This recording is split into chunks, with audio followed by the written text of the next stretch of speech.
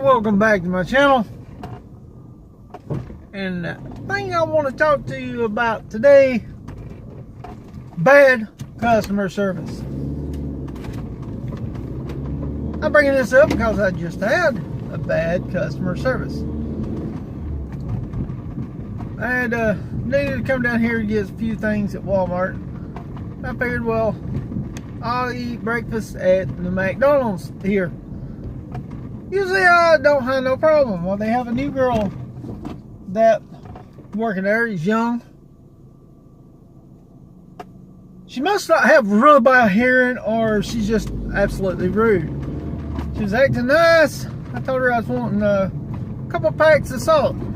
I usually only have one, but I did get extra stuff, so I need just a little bit more salt than what the package would hold. And she looked at me and said, "Huh?" I said, "I want a couple of packs of salt." I was like, she 3 times I said that. So finally I said a little bit louder, I was like, "I want 2 salts. 2 salt." Not being hateful, not being rude, just being a little bit louder. Because I know my throat, sometimes my volume, the words don't come out good. So I said a little bit louder. After that, she just popped off. Rude, hateful. I hope to God they fire. That's the last time though I'll ever eat there. I don't eat McDonald's much anyway because it does tear my stomach up.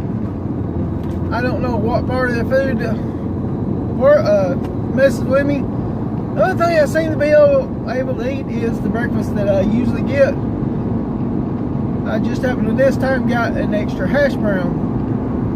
Well, that's the last time I'll be getting breakfast there. It's not the first time they've had bad customer service. This is just the first time I've had such bad service there. Never eat there again. Did have some good customer service at the Walmart though. I was looking for say what was we figured out the name. It was a protractor.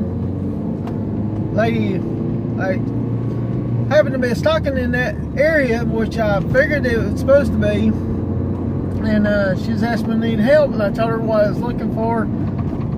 So I wasn't sure of the name because I hadn't had to say it for years. I couldn't find mine that I've had for, I couldn't tell you how many years on that. Looked, I misplaced it, and they ain't no telling where I put it. I just needed to be able to fine tune my circles that I want to do for my instrument cluster that or my instrument gauges that I got for the C10 that finally came in. So I trimmed out the best I could on some cardboard and mounted that way just so I can see the setup, if it's a setup I like. And it looks really good. So I'm going to go with another cardboard that's a little bit bigger and go ahead and do all the instrument. And for now, mount it in the dash with the cardboard. And then I may redo it with some metal or something like that. I did use the original instrument cluster and got the speedometer fixed inside there. Tachometer is a little bit more difficult since it mounts a different way, and pretty much I'd have to take away the blinker area for it to mount and modify it more. I could still get it to work probably, but I figured if I'm gonna have to do this much, I might as well just make my own cluster panel. And I looked at the original dash cover, and I could probably cut it out, trim it, and make it where it just mounts onto it. But I'm going to try a cardboard that I got that's big enough to go through the whole thing and see if I want to build my whole new one myself. Like I said, out of some metal, aluminum, whatever gauge material I decide to use. So I just needed this to be able to fine tune the hoe. Because I freehanded the other one with a X-Acto knife. And I've done it actually really good. A couple of them was a little bit wide, so the gauges had to spread the back part of the clamps a little bit where it would hold on to it. And this cardboard is already kind of a little bit bent. So I figure I'm going to, it looks so good, I'm going to redo it with a better one that I have at the house, which happens to be a box that my computer originally came in. Still in good shape. I had it in case I wanted to store stuff up. Well, now it's going to be a template for my instrument cluster. Put all my gauges and stuff in. Another thing I've been working on the C10 is redoing the wiring, adding a better fuse block underneath the hood. I will have to wire it up a little bit different way. Found out I have not hooked up the brown or the tan wires that goes to the O2 sensors, which I thought I had them hooked up. And the weird thing is, when I see where they're coming out, I have 4 wires, and they're all, 4 of them's got, well, 3 of them, it's got tape. 4 of them may, but I think 3 of them had the tape, and they're all saying different O2s. So I got the bank 2, and I think the other one says bank 3 and 4, which would be the rear O2 sensors that I don't no longer use. I can't find the ones that's supposed to come from the O2 plugs up, unless those are the ones that come from plugs up, and then I'm like, where the heck these other 2 come from, because they don't supposed to be in the system. So it looks like I'm going to have to cut the thing open, which I need to redo some of the wiring. And today is a nice clear day. It has been raining on and off all week. But I did get some stuff done to the C10. I was not able to record because of the weather. Mainly because I had to hurry up, and usually when I get most of it started, or I got a good bit fixed, which dipstick part, which I had to replace the garment where the dipstick goes in. I had time getting in there, and it was kind of drizzling when I was doing it, and then as soon as I got done with it, getting ready to start on the wiring, and it just started pouring down. So I haven't been able to do any major wiring, but I got the transmission garment for that in. I got the speedo in. I need to test drive the truck to see if the speedometer is going to work. If the speedometer works, then I got to hook up the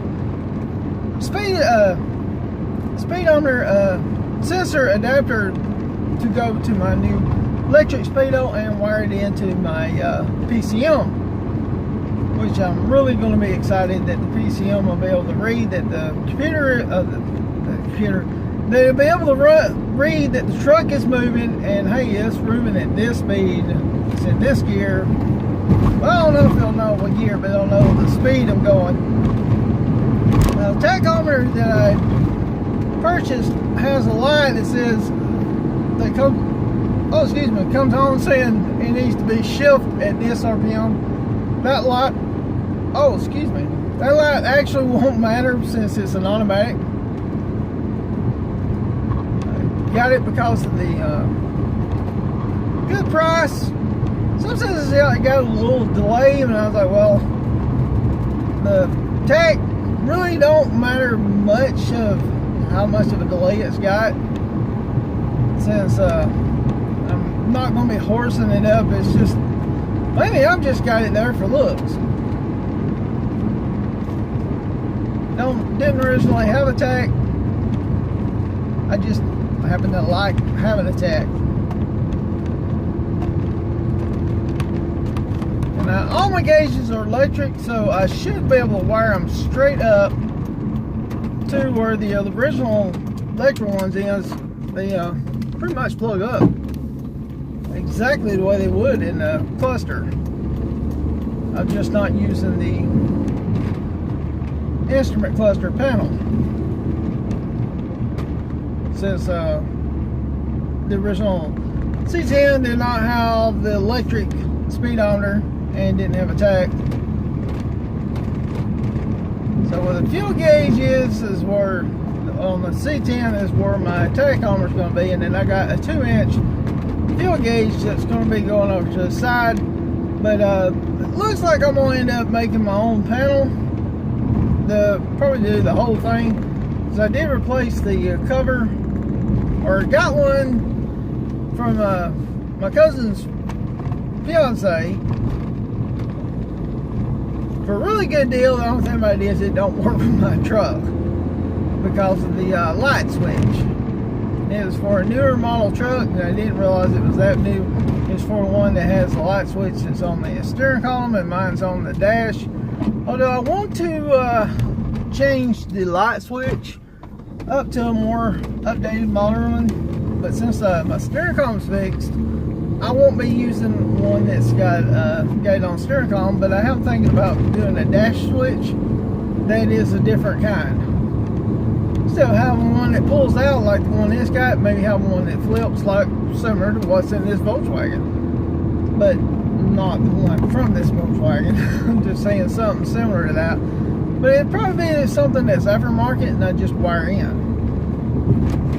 It's just a thought I'm having, and something I can decide later on. For right now, I'm going to use all the factory stuff that I can and upgrade as I feel necessary or as I want. So hopefully I can get all this taken care of today, because tomorrow they're talking about for more rain. And then after that, it's supposed to get really, really cold. But I'm hoping to get some of the wiring done, maybe undo it, and see if I can get those O2s hooked up. And I'm looking for my tester that I have, that's OB2 tester. I haven't figured out where I put it, so I was wanting to test to see what the codes are that it's reading, and see if maybe it's saying something ain't hooked up.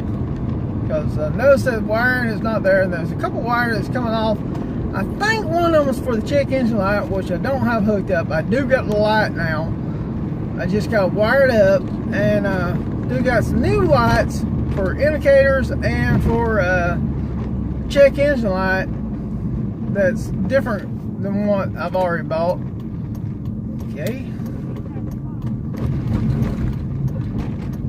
Lady walking her dog, and I guess that dog knowed he's in trouble. He laid down like he's scared he's gonna get hit. And the next thing I know, she brushed him off, patted him on the side like that, getting on to him. Wasn't nothing hard. Still, it was a big dog too. And pulling over and kind of squirting down like he's a little scared pup.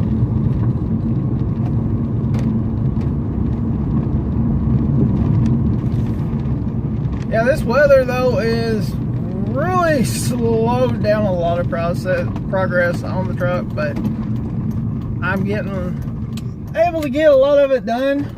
Everything that pretty much I need to do underneath the truck now is done.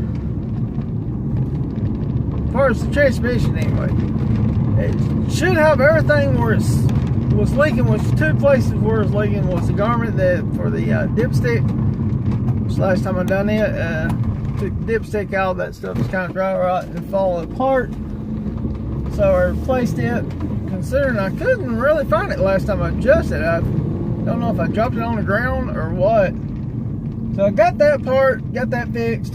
The other part where it was leaking is that the speedo, which I found out what it was. The speedo gear was so loose, it's kind of wobbling around the inner, or is it the outer gasket?